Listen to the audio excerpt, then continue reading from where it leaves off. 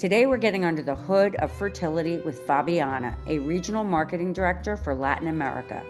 Fabiana will be getting under the hood of fertility. What was your fertility journey like? Fertility journey like a very long journey that started when I was a teenager. Because when I have a 12 years old, I have some not so regular period. And I look for a doctor with my mother, and the doctor made a lot of exams, and he said directly that I have a polycystic ovarian syndrome, and probably I've got a lot of problems to have babies in the future. And my mother was crazy. She started to say to the doctor, "No, you're not right. She's going to have a baby normally."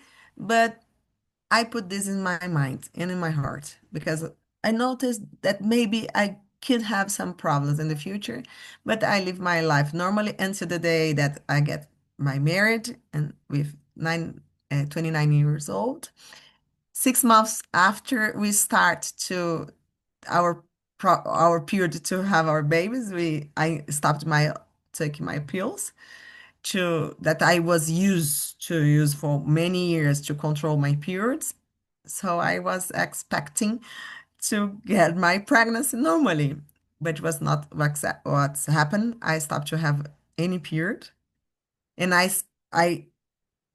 no, the first moment I thought that I was pregnant. So I started to do my test, but always negative, negative, negative. And I start to look for doctors to understand what's happening with me and when my journey started. And this journey took a lot of years with a lot of type of treatments. Some of them maybe make me put me in some severe situation, with putting my life in risk. Others was not so risky, but failed. I lose babies in this period until to get my babies. So it was a long journey with a lot of pain, a lot of frustrations, but a lot of lessons, a lot of hope and miracles. How did you cope emotionally, especially during those hardest moments?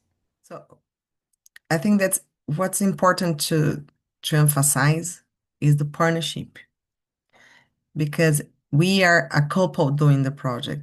It's not a kind of my project. So it's our project. And if we were aware that this treatment could fail, because in the first moment we are not prepared to fail. And after understood that the treatment could fail, but we are okay on this, it was something that it's easy for us. And obviously, partnership, faith, because we always have faith together that we don't know how many times it's take, but we are going to achieve what we feel in our heart. We were together and when we are celebrating, but we are also together when something failed. So the recovery is not easy, but something that we can do because we are on two. We are a partner. Suffering together and not only me and he support me. No, we are together. He were also sad, was not only me. So we are together supporting ourselves. This is make us stronger. How did infertility affect your relationship with your partner, your friends, and or your family? My relationship was not affected, may I say, because as we start early with the treatment, we build our relationship with this situation, which was the basis of our situation. So we learn how to deal, how to recover, and I don't think so that this has affected negatively. This affect positively. I know that's different in other families, in other situations, but this make us stronger as a couple because we faced a problem and we faced it in a good moment, in a good behavior as a partner, with a lot of faith that we don't know when it's going to happen with us, but we had the faith that these are going to happen with us. We have the faith, we have the hope. And I think that it was the basis of a relationship to deal with problems and to grow together. But with my families and with my friends, it was not so easy because, especially in the work, because when you're doing treatment, and in my case, the treatment every month, I need to do treatment, so I need to go to doctors to see a doctor most frankly most often than the other persons. I cannot go some uh, travels to trip commercial ones that was expecting that to be there because I'm in treatment. So it's difficult. I need to talk with my boss. I need to talk with my colleagues. They were aware, but they are afraid to ask me if the treatment was good because it's difficult for them and difficult for me always to say no, it's failed again. And my friends stopped to asking also. So some of the friends that was carrying me, I know that they were carrying me, they start to ask me to stop. So stop doing this because it's very difficult for you. It's not good for your for physical. Go to adoption. Go to other situations. And I said, no, I know what I'm doing. I'm with my husband, and we didn't give up because of this. And I know that this person were not saying this to make me give up of my dreams, but because they were really concerned. Did you ever feel isolated? And if so, how did you find or build support? Isolated in my situation, yes, because I didn't have any other person with the same situation the same time with me. But I'm not feel isolated as a person, but isolated as a couple, may I say, because we were together. And as everybody was giving their babies, we are seeing that we are not in that group more, but we like to be. And I remind uh, Paul and me, my husband, we went several times to Orlando to prepare the baby's clothes, the all things. We were there expecting to be pregnant, but the treatment failed. So we were in Orlando looking a lot of dads with with their own babies, and we are not there. So once a time we said, no, we stopped. We are not going more to Orlando because this make us very sad. And so we went to Orlando after when you get a baby, but not before. What did you try and how did you decide on each step? The decision of each treatment what was decided by the doctors, not by me. Obviously, I was offered for several very invasive procedures, and these I avoid. So I didn't went to I didn't accept this kind of treatment. So I went to the fertilization. The first treatment was in a clinic that was recommended by my doctor, that was my friend, very close friend. And this treatment, which was the first treatment that's called ovulation induction with timed intercourse. So it's not a in vitro fertilization. We induce the ovulation and you go to your normal life as a couple. But this treatment makes me develop a severe condition that's called hyperstimulation, ovarian hyperstimulation. That's a kind of syndrome, and my start to grow, a lot of pain. I look like a 4 months pregnant, but which was only cysts, giant cysts, and this was very difficult to deal. And after this, I need to treat the situation, to reduce the ovaries, reduce all the situation to save my life, not only to save my ovaries. And this, it was good. The person that taking care of me to save my life was a fertilization clinic, the most important ones in Rio de Janeiro. And the same clinic, they treat me by free because the rarity of the situation.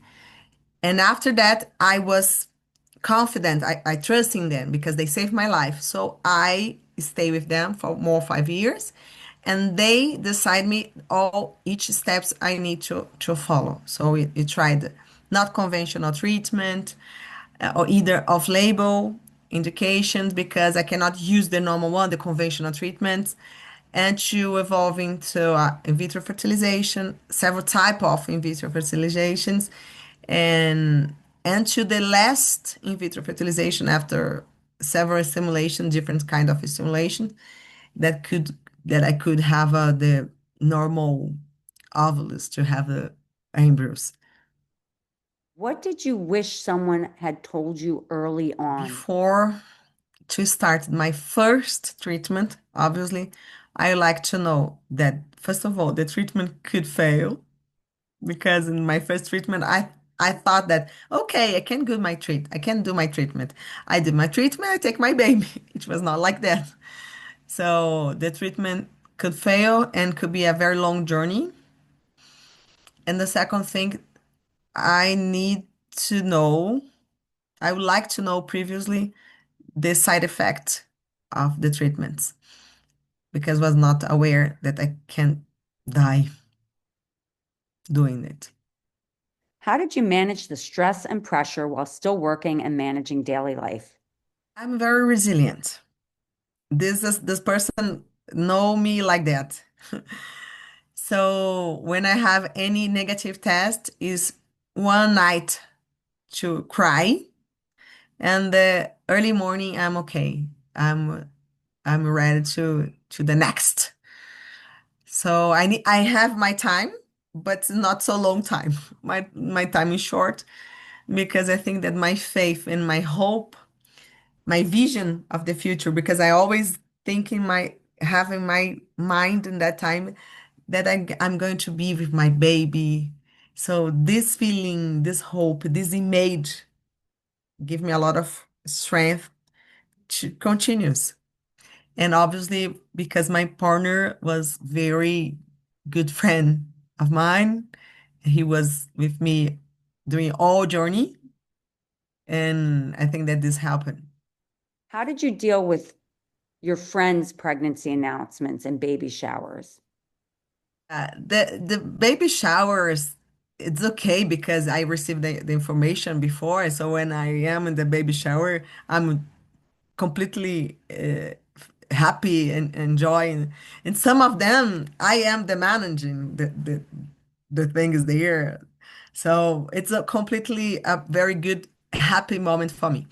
But the announcement is very difficult because sometimes we're not expecting. One of the worst was of my brother because my brothers, I have two brothers and I am the oldest in the family. So I expected to have baby before then. And when they said to us at the family moment, it was very difficult for me because it was exactly after a moment that my first pregnancies that was so happy. I discovered the baby was died and I need to take the baby.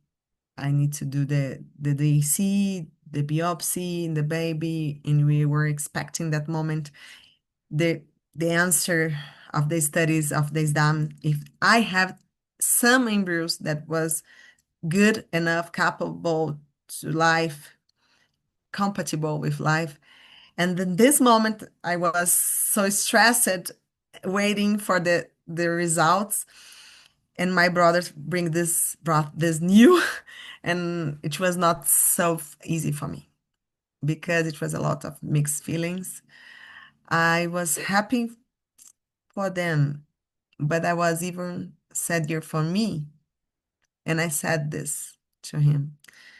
I said, I'm happy for you, brother, but I'm even worse because I like to have the both babies together with your baby.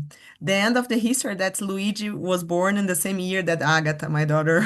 So, uh, so the end of the history is good, but that moment I didn't know this, so I need to deal. And there was another history, if I can tell you. It was in a wedding because I was be a bridesmaid of my best friends that time, and she was supposing that I'm going to be pregnant in her wedding, and she said that I need to use some dress specifically to because my bag are going to be big. And the day of her wedding, all other bridesmaids was pregnant instead me. It was so sad, especially because the pastor that they were going to celebrate that union that time, I was a close friends of me. I asked him about his wife, and he told me that his wife is not there because she was pregnant. I reminded that I was looking at my husband. My husband looked at me. He know that I was completely destroyed at that time. So I need to go to breathe and to remind of my dreams, to remind my hope, to remind my faith, to remind my vision, and to know that that's not my moment. But one day I'm going to have my baby, and this helped me. What did infertility teach you about yourself? The infertility teach me about how I need to deal with my body. I need to take care of my body, of my foods, of my exercise practicing. So to to to go to my dreams, I need to take care of my basis, that is my body. Other thing that's the infertility journey teach me, may I say not teach me, but reinforce me my faith. Because without of my faith in God to feel that He's taking care of me in my dreams, I don't think so that I will achieve what I achieved. And the fertility journey showed me that my partner, the person, my husband, the person that I decide to be with me was the right person. How did your story evolve, and what does healing look like for you now? My history evolved and the day of the Agatha birth. Because when I feel it was very, very, very joyful day. A lot of person that the maternity balloons they were watching because in Brazil this is possible. So there was a room they were watching it look like a football player in the final World Cup, and they saw Agatha. The doctors showed the Agatha in the at the camera like that. They and when I feel Agatha here, the pen was gone. I remind this moment it was the moment, the happiest moment of my life. And I make a song for her. I made a song, Agatha. Is in YouTube. Agatha, perfect is her name, the meaning of her name. Perfect and virtuous is the meaning of Agatha. And in this moment, my life is I almost cannot remind before because the happiest moment only start to increase, increase, increase, increase, and after we had the situation, the pandemic, so it was not so easy to transfer the other embryo that was Pietro, but I could, and to have Agatha and Pietro, my family. If you can show to put my babies the picture of them in this moment, I appreciate it because they are the happy part of our life. We live for them, and I enjoy a lot to go to the park to do whatever thing with them. I need to say that after 5 years of Agatha, that was the first time that I start to travel to have some romantic travels with my husband, and now I need to manage travels and family and as a couple because I think that's important also and is important for us. Now we are balancing well, and my life, I feel complete, and I feel that all period, difficult period that I need to to live makes a lot of sense.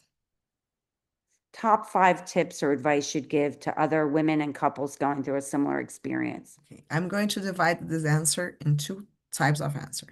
First of all, the medical ones. As a pharmacist that I am, work in the healthy health area in the world and at the company side, but even in the hospital side and doctors' pro point of view, I need to say that the person need the woman is getting pregnant much in this time much older than previously, but the biological situation of your body is not changing, is not following the field situation. So we need to take care about when you're going to start to get pregnant, and if you're not ready to go to this decision to get pregnant, go to have your ovules frozen. This is something that I am suggesting and recommending for all women that were working with me that has more than 30, 35 years old. So go and doing this because this makes all the difference.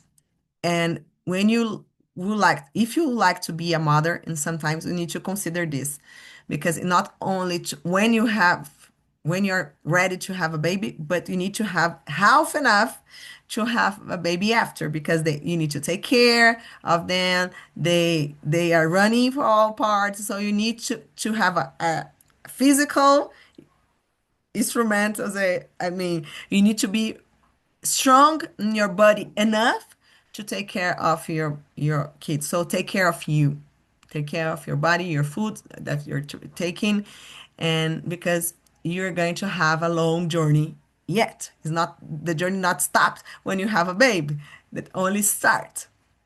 So this is my recommendation medically. And if you start to have the journey and you would like to have a baby with your partner and is not coming, go to a doctor fastly. Don't wait. Not don't wait because you don't know what you don't know. So you need to look for a doctor to seek for a doctor to see what could be the problem. Maybe it's easy and maybe it could be not so easy. So don't wait a lot. This is my part of medical point of view. Emotional point of view, my tips that makes a lot of sense for me, that make me strong during all my journey. Never stop your dreams because your dreams are going to guide you. And don't reduce your dreams, the size of your dreams. Never stop to believe because the vision of the future that you are facing, you are looking, you are visionating, it are going to help you during the journey. And strength and faith, resilience can carry you through the darkest moments, the darkest storms.